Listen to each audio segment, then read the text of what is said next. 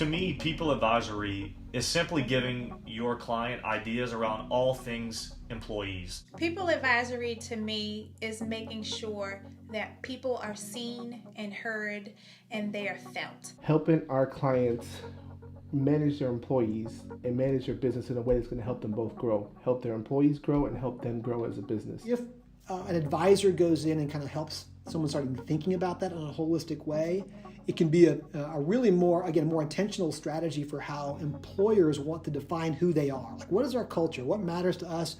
What do we want to be known for? They want to have freedom. They want to just build a place that, in our case, we wanted to build the kind of company that we would want to work at. Now that I've started looking at people advisory in a new and different way, it's helped me grow my practice. When you start getting involved in that type of work, the relationship with the client goes so much deeper. Just to dive into certain details that we wouldn't otherwise dive into. And so they're going to keep coming back and asking more questions. And I think what that naturally leads to is the more confidence we have as firm owners and in a firm, and the more skills we bring out, we're just going to naturally find more service offerings to deliver, right? We're not still out there doing debits and credits the old way we were doing before as accounts. We've moved into lots of other practices. The impact that I make with my clients is making them feel like they have someone to talk to when it comes to helping them manage and grow their business. The thing you're offering to them is peace of mind that their people are being taken care of, that it's being done properly, and that it's something that they might be able to take back off of their plate and have it done professionally. We want to see them succeed. I mean, that's why I'm in this. You know, I want to see them succeed, because if they succeed, I succeed.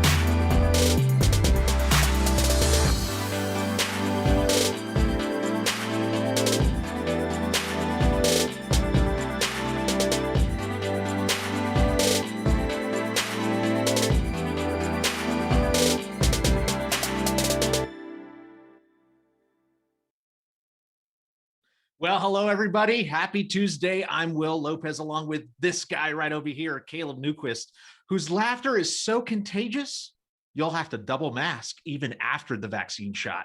We're live working from home at Gusto, and you are on the margins.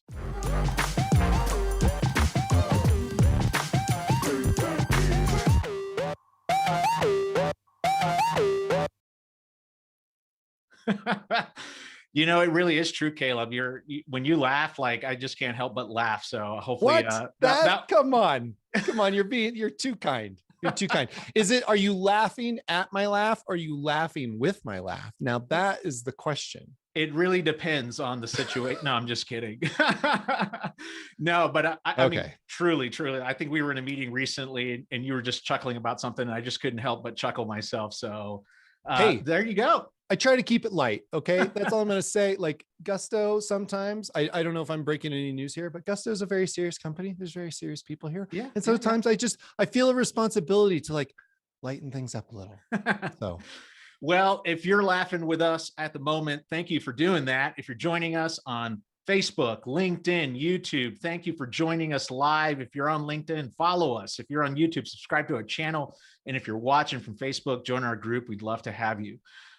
Caleb, real quick, I read a really amazing piece from the New York Times. I don't know if you caught it, but it was called The Case for a National 1-Week Vacation. Oh, basically making the case that it's been pretty rough for about a year and a half. And instead of shutting down to avoid a pandemic, I think what it was making was, let's just kind of take a one nation week vacation to really just, reset. I think everybody just needs to reset. I fully endorse this idea. I don't know if there's anything for me to add. I am personally taking a week off in the very near future. And so, I don't need to be told to have a holiday or to take a holiday. But I think there's a lot of people in this country that do need, the kind of the gentle encouragement of, saying, hey, maybe take a little bit of time for yourself. It is, by the way, Will Lopez, Mental Health Awareness Month. It is. So there's nothing quite so effective, in my opinion, as a little holiday for your mental health, for the good of your mental health. So yeah, totally. Yeah. And what's interesting is the article went on to say it would be like, the suggestion was, one paid week off, right? Yep. And then what was fun and really crucial about this item was, for this 1 week, there would be no internet, no Instagram lives, no Netflix and chill, no gaming streaming on Twitch. It is all about self-care, break. And part of the deal is that you have to unplug. So, it's such a great piece. And you're right, Mental Health Month. And we're going to have the incredible Amber Setter join us here in a little bit, which actually leads me to the thought, and I think you could probably talk about it a little bit. Some recent kudos and love from business owners who've been working with accountants who've been burning the midnight oil all through the pandemic. Yeah, that's right. As you have mentioned, it's been a hard 15 months, 16 months, 17 months, 12 months. I don't know, whatever it's been. We lost count, what? 7 months ago. 12 months ago. And things have been tough. Things have been tough on small businesses. And as a result, that's been tough on accountants, because accountants have been working hard, working weekends. Yeah. Working to help small businesses survive this pandemic and figure out a way forward. And with that in mind, we recently decided to recognize some of the love that small businesses have for their accountants. And we got a couple of our Gusto friends to express that love.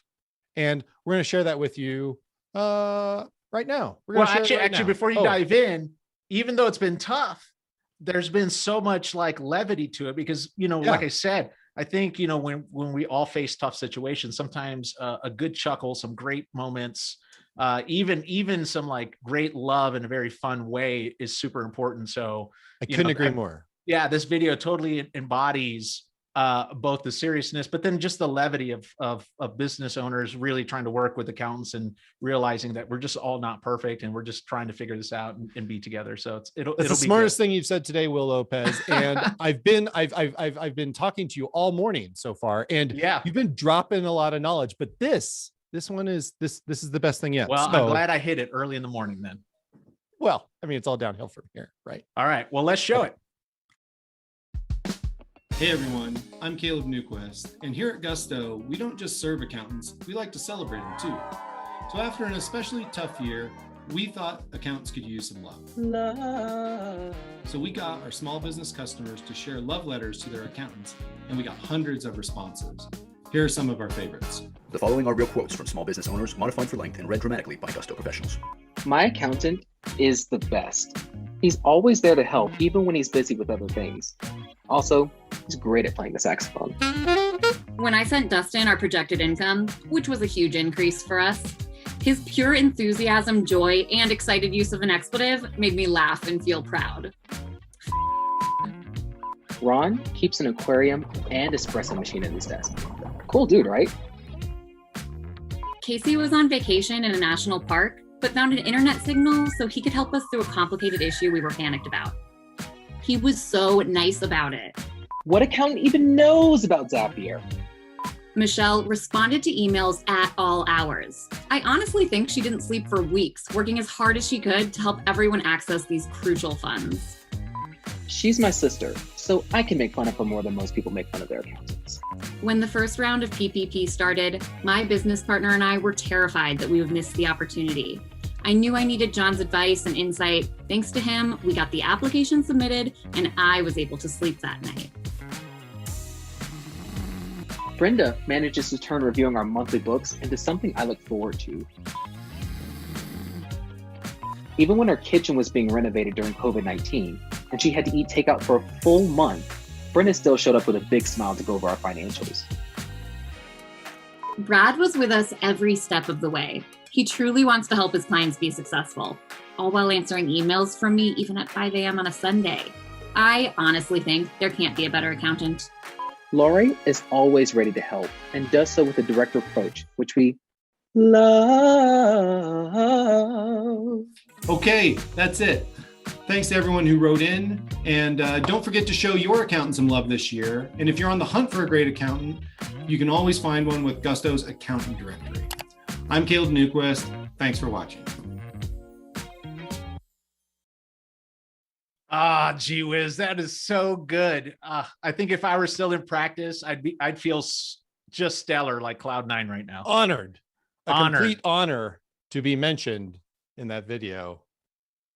Yeah, I mean, and not just because I'm the one who. Well, I had a hand in choosing the ones that would be read. So.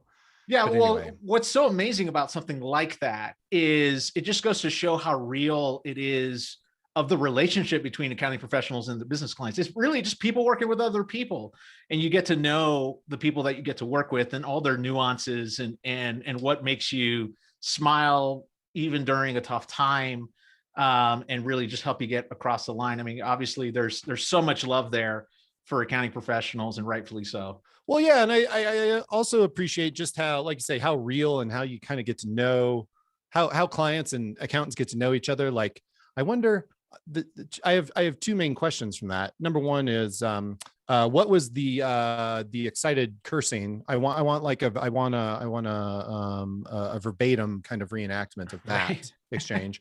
And also, I'm just curious, which national park was that accountant in when they found the Wi-Fi and was able to help them out from? Was it Teton? Were they in the Tetons? Yeah, the Grand Tetons. Were they in Death Valley? Were they in what's the big one in Texas? Is it Big Bend? I don't know. I don't know. Oh, also our national park system, a national treasure. So just want to throw that. Absolutely. But anyway, it was a lot of fun. That was a lot of fun video. Special thanks to our colleagues Henry Wilder and Ellen Ennis for doing the reading. They are, speaking of treasures, they are also national treasures. And they belong to us, Will Lopez. So. That's right. Fellow team members. Yes. Well, with that said, thank you so much. If you're still watching us, right, subscribe to our YouTube channel, follow us on LinkedIn, join us on Facebook. Let's go into our first segment, Staying Balanced.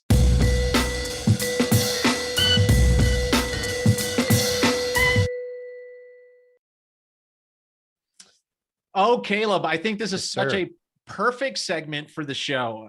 Like we said earlier, this month is Mental Health Awareness Month. If we can get that slide up, and I think there's some incredible moments here that we should acknowledge. With mental health, with work, with burnout, it's very real, right? In the accounting profession, I remember during tax season, going through a tax season. I think towards the tail end of my practice life, going through tax season, and then after I went through it, probably staring at a wall for about 4 months straight. The burnout was very real. Yeah. And so I think a lot of us accounting professionals are in that. And so, with that known and getting to the end of, unfortunately, tax season, because it's been extended to May 15th.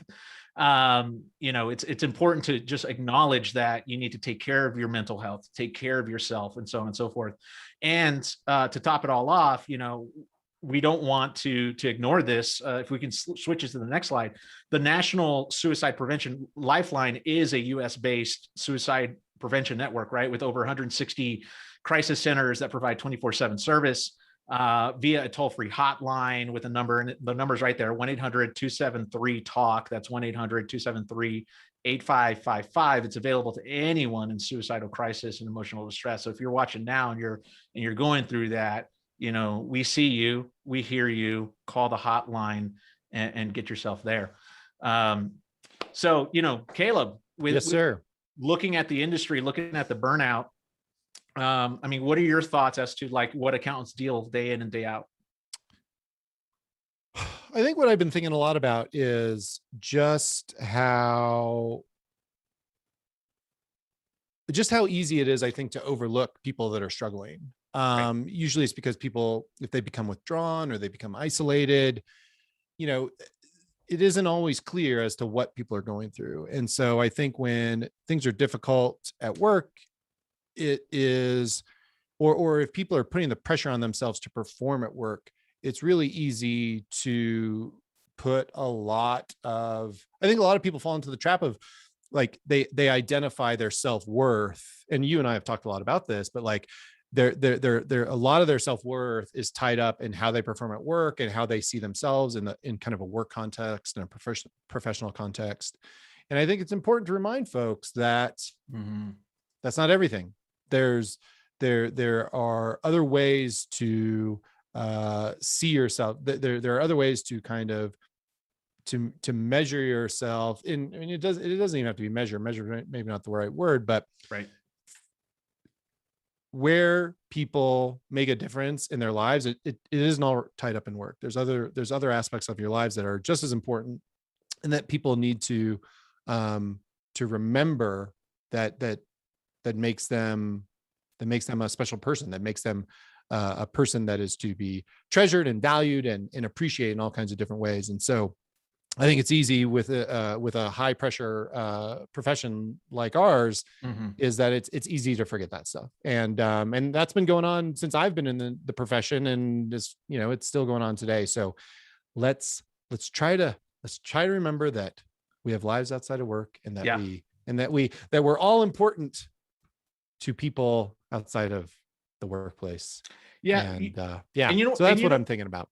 And what's interesting, and I think for myself, when I got myself into advisory work through my practice, I think that's why advisory really resonated with me, right? And I felt like very much so in my daily life at work, from 9 to 5 or 9 to 9 or whatever the case may be, I felt very much so like the help and just somebody that was there to crunch some things and just kind of like rinse and repeat, rinse and repeat, rinse and repeat. And, my professional value wasn't above anything other than just cranking out things to be done. And what really resonated with me, especially moving towards more advisory leaning stuff, was it was more of my personhood coming out and less of my ability to just get work done. Yeah. Right. And I think, when you look at burnout in season, burnout in the profession, the burnout is real. The demand is very high for accounting professionals. The actual even talent gap between, there's always been a talent shortage in the accounting profession, right?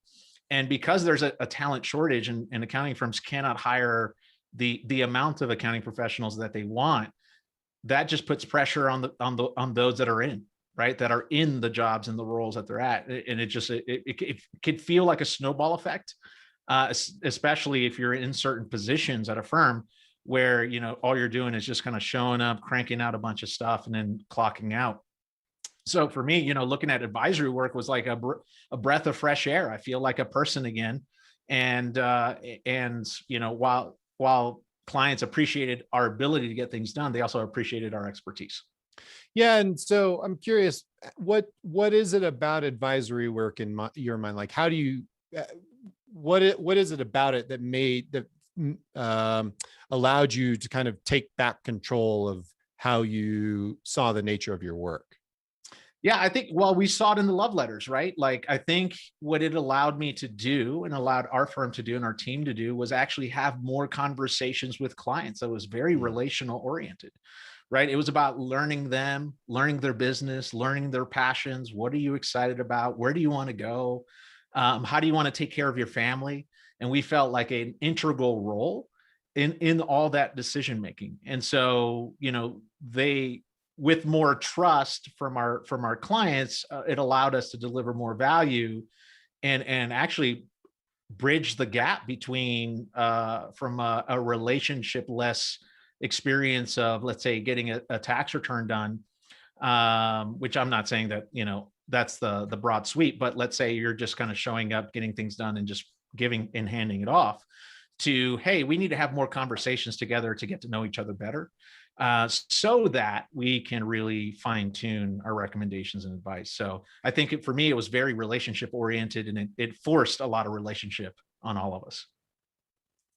Very nice. Yeah. Very nice indeed. Yeah. So, good news here is, as firms kind of navigate the waters, and, let's just call out the obvious, right? We have 2 calendar years of tax deadline extensions. Mm-hmm. That's really real. Like, I mean, I'm just thinking back, like, I don't think I ever would have wanted like an extra day of the extension happening on the text, like, let alone 3 months in the first one, or 2 or 3 months, and now 1 month on this year. Right. So, there's some, and they wanted to make it longer. Like the AICPA was lobbying to make longer. it even longer. And I think people are good. People have, it feels like it's felt, I have to imagine that it's, for a lot of people, it's felt like just one long busy season, just 15 months of not really letting up. And I think that's the backdrop of all this is, there's the work pressure and the stress around that, but then also the pressure of the pandemic and people working at home and people having their kids at home all the time. And, it is put an additional strain on a season that has already been, it's strenuous year after year after year. And so it kind of feels, feels like you're being kicked when you're down, Will Lopez. And that's not a good feeling. And I think people, in a high performance culture that many firms have, it can definitely, it's been too much for folks. And it's, I think something else that we should say that is been kind of a theme for over a year or so, it's okay to not be okay, and sometimes like, right. and I think in general, I think accountants have to remind themselves of that too. It's like, hey, if you're not feeling great, just know that is all right. But also, as my therapist likes to remind me, it's temporary. It's going to be temporary. Like, this isn't going to stay this way forever. Although it seems like forever. I know it seems like forever, but it isn't forever. So I think that's always something that we have to remind ourselves of is that it's hopefully it is a temporary. Yeah, absolutely. Well, we have an incredible individual, Amber Setter, who's going to join us here in just a few minutes, and we'll do that transition. But speaking of therapists, when I asked you to introduce me to your therapist, I didn't realize you'd bring her on the show. Oh, so well, no, but seriously, Amber's going to touch on this. Let's transition into the next area. But if you're new to Gusto, we really want to let you know that if you want to expand your advisory services and offer clients more value, Gusto really is the people advisory platform of choice. So for modern accountants, it's powered by our people platform. And we make it easy for accountants, bookkeepers to onboard, pay, insure, and advise our hardworking clients and teams, especially when it matters most. And better yet, you can get people advisory certified. So that's through the payroll industry's first ever advisory certification program. And as a people advisor, you'll learn to combine your financial expertise with people-focused guidance to better serve clients. You'll get access to great perks to help support your clients and grow your firm. So partner with Gusto today, introduce your firm and your clients to better people operations and more at gusto.com/get certified. That's gusto.com/get certified. Amber, welcome. Hello, I'm happy to be here. And you guys, I've been listening to the banter and been wanting to jump in. So I'm excited. I'm on the floor now. You are on the floor. Yeah. So I think we're gonna get into what it is you do today as you're a personal certified coach, but you began your career as an accountant, right? So what give us a snapshot of what that journey was. How did you get from that to being where you are today, Amber? Yeah. So, I mean, the honest part of it, and it's related to mental health. I come from a family background of mental health issues, addiction, and chaos. And I say that because I know there's a lot of people who choose to join accounting because they're like, oh, steady career, stable, I'll be respected in society. And I was one of those people. And it was great, right? Got my accounting degree, had multiple job offers before I graduated.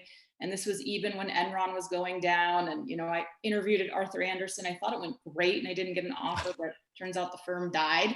But in all Worked out for the best. Worked out for the best. It was for the best, right? I was bummed, but, you know, started in accounting and did it because it would be a nice, secure, stable environment. And after a couple busy seasons, really realized that I do best at people development. It was a surprise to me. Funny thing, I was a nanny to pay for my accounting education, and now I'm a nanny for CPAs that are adults. But I'll get to that. So my first pivot was to be a campus recruiter. Talk to people about careers in accounting, thousands of people, it seems. Then I went back to school because I was still an overachiever type A, did a master's in leadership. And when I did the master's in leadership, I was just like, wow. Like as the accounting profession, whether it's in CPE or a traditional business degree, we don't teach people about how to be a human and how to have a human experience and how to connect with others' humanity and how to lead organizational change or individual change. So since I did that program, that was really a catalyst of how do we develop the whole person in the profession and not just the technician. Went on to create a learning and development function in the firm I was in, realized I'm impacting every single employee, but not at the depth that I want to. So I enrolled in coach training, became a professional coach. Fun fact, I'm accredited by a group called the International Coach Federation. Right. And one of the founding members of the International Coach Federation had been a CPA. And he was a CPA for a company, and one of his clients did personal development, and he started going to those seminars. And through that experience, he realized that all of his accounting clients really didn't know what they valued in life and how to build a business and life to reflect that. So he left accounting and he became a coach. And so if you really want to become an advisor and not just be a compliance person, you can go to the International Coach Federation and look at all of our core competencies. And that's all you need to do, really, and maybe partner with Gusto and all your stuff. But in seriousness, when you talk about relationship, I wrote some notes, really like how, you know, you do relationship and you understand and you talk to your clients more frequently and what do they want and how do they want to help their family. That's what coaching is. So, that's what I do today. I talk to accountants about their feelings, their goals, their hopes. You know, I've done relationship coach training. And so we might be talking about relationships in the workplace or with their clients. And it's all the non-technical stuff is what I'm up to with people. Okay. So I'm going to say something that's probably on the mind of a lot of people, but what you're describing, all by the way, incredible. Like I've known Amber for almost 10 years, I would think, but I've known you for a long time and you put so much heart into what you do. And I'm so glad that there's somebody out you doing these kinds of things because accountants need it. They desperately need people like you.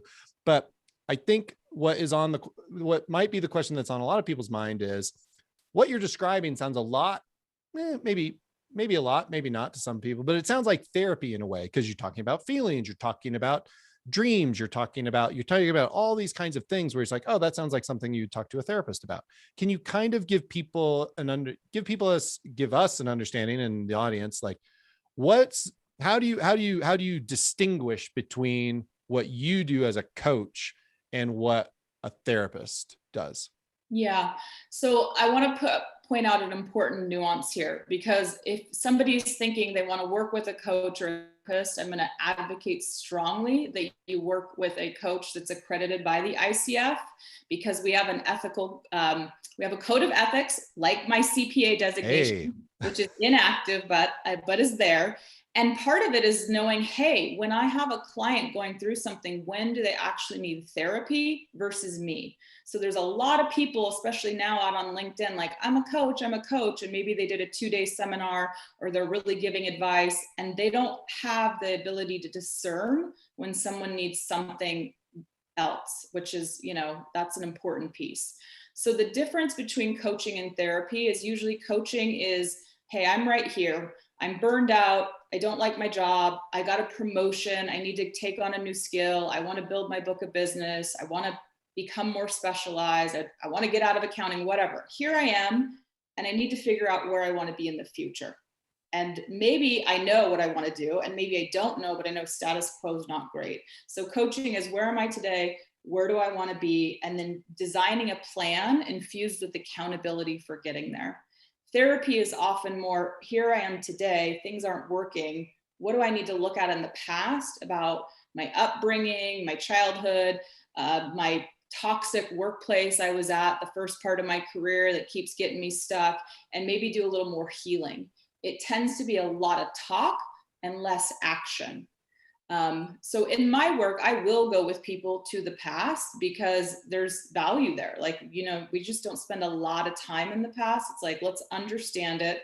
You've formed your, like, I love that you said earlier, Caleb, identity. I formed my identity around being this person. Why did I do that? And then who do I want to be instead? So that's usually an easier way to think about it, past and future orientation. Yeah, and that's really incredible to know, right? And that specific nuance is so important because, many times, at least in my mind, executive coaching is like, hey, you want to get to point A or point B from point A, right? And here's all the levers and knobs you can pull and turn in order to get there. But then there's also the realness of like, can I get there? I'm totally burned out. I have big ambitions, but I don't have the drive. Right. And a lot of that could be real. Is, obviously for those who don't know you, and we could put you side by side to your company name, but, what are like the top 2 or 3 goals that you seek at Amber Setter Coaching?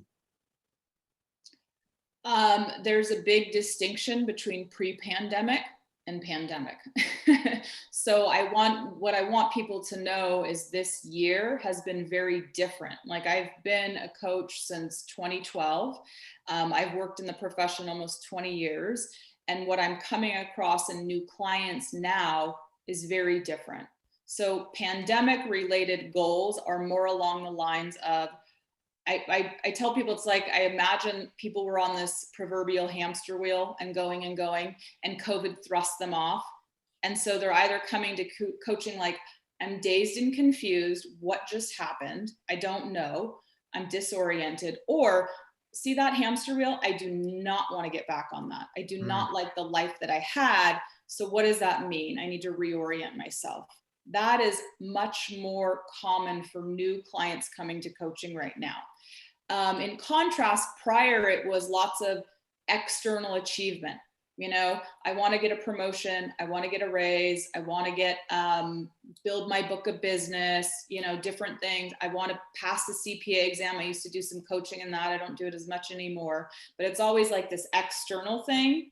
But the reality is you got to work on the internal stuff to get the external. So you're still talking to people about feelings, hopes, and dreams, but usually it started off with this perception of it was attaining something outside of them. Yeah, you did a webinar recently sponsored by Gusto through a CPA Academy called Mental Health Initiatives, a Business Imperative. And in there, you talked about waking up to a new reality, right? And as a leader, you can evolve or become extinct. Speak to that when you think about the current situation, how accountants, while experiencing burnout, can really wake themselves up to a new reality for themselves in order to really handle the burnout or work through the burnout? Yeah, so first off, I want to speak to, I came across this brilliant. To me, it's brilliant. It was a 1995 article about stress in public accounting. And it talked about, what we did is we mailed all these surveys out like snail mail to members of the AICPA. And they did a survey of stress in public accounting, which is genius. And in that, the results, they said that in 1995, the hours of the accountant, and it said outside of busy season, the average number of hours being worked was 43. And during busy season, it was 58. And I know there's lots of people that would love those hours today. But I had to take a step back because I thought, in 1995, busy season was January to April, probably. And I know in the time since I joined the profession in 2002 that it was like, oh, we have two tax busy seasons. We have spring and we have fall. And then we saw in the pandemic, like, there's no such thing as non-busy season anymore. Right. And so when we talk about the old world way, it's like this mentality that people have just been operating like, oh, well, I'll take care of myself after busy season. Or, oh, we've got somebody that we know, we think they're having an issue, but we'll talk to them about it after busy season. Oh, and then, by the way, it got extended more and more. So we're never actually taking care of ourselves. I love that you did people love, but I'm going to be honest, there were some of those quotes that I was like, this is for coach, a red flag. If someone is emailing at 5 a.m. on a Sunday, if they're in a national park and they're not able to decompress and take time for themselves, if their accountant's responding at all hours, like, nobody dies if financial statements are late. There might be some interest in penalties, but why are accountants holding themselves out as first responders and slowly killing themselves with the burnout, the stress, the unhealthiness? So to me, that old world is, you can't be working how you've been working. And the invitation is to do it really differently. So the old world mindset, as you talked to earlier, there's never enough talent. There's always turnover. And in that old world, an old world leader might say, hey, I'm totally comfortable paying 25% of somebody's salary for a recruiter to replace the role. And that's an accepted norm. We just do that because we just can't get enough people in this profession. No, what we can't do is keep the people that we have. So in that, and I put this in our last webinar, the direct cost, if you say you replaced a role of somebody making $180,000 on the cusp of partner, that's going to cost $40,000 for a headhunter. A coach for a year maybe is going to be $20,000. But the old world leaders are like, coaching's too expensive, mental health, go take care of that on your own time. And a new world leader is going to say, actually, I can make that investment that's going to cost half as much money, is going to keep my people, and they're going to produce better results, and my clients are going to be happier, and my team's going to be happier. So that's the invitation.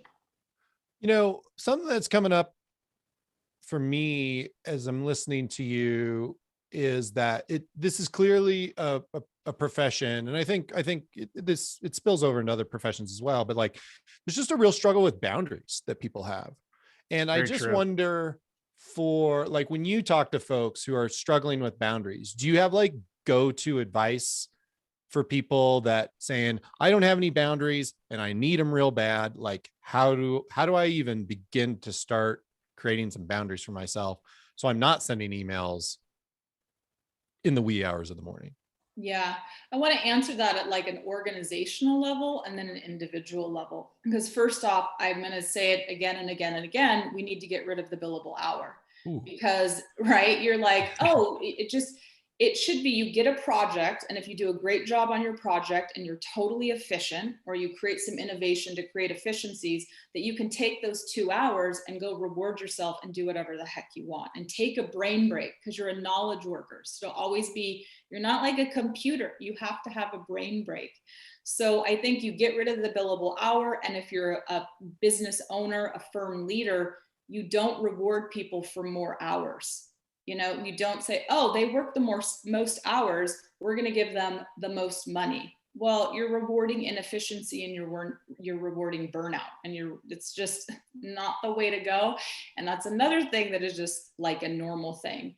But at the individual level, it's really getting present to what is the life that you want, right? So sometimes people really need like an anchor. They need to say, you know what I need the most? I need to do my Tuesday night, spin class or yoga. Start off with incremental things that you really want to stick to and test and grow your comfort zone, expand your comfort zone so that more and more and more you're getting what you need. The most important thing is to look within. This is coaching. You look within, what do I need, and ask for what you need. And a lot of people, they just don't stop and say, what do I need? And then they don't ask because they're afraid the answer is no. But when they don't ask, the answer is no, right? Mm-hmm. So I tell them, it's like, if you ask for what you need and your employer says no, that's good data. That gives you evidence that they're really not a nurturing environment and maybe you need something different. Oh, and by the way, you're super employable.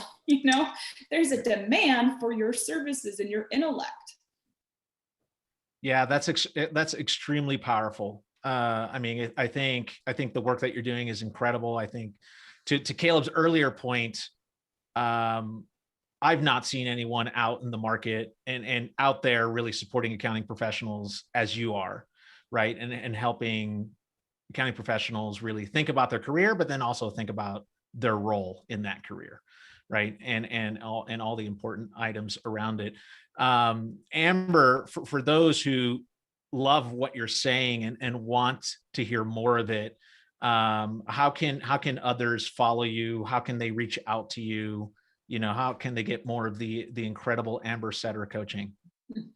Well, you can follow me on LinkedIn. I'm usually posting where I'm speaking and what I'm up to. I do a monthly webinar in partnership with Gusto over on CPA Academy, which I'm really grateful for that platform, because what I really try to do there is speak to what's going on in the moment. So what am I seeing with my clients and all the conversations that I'm in, and how do we deliver content timely, right? So that's why the past couple months we've done about mental health, and really sometimes I'm doing a coaching experience where I'm asking people big questions to have them look within.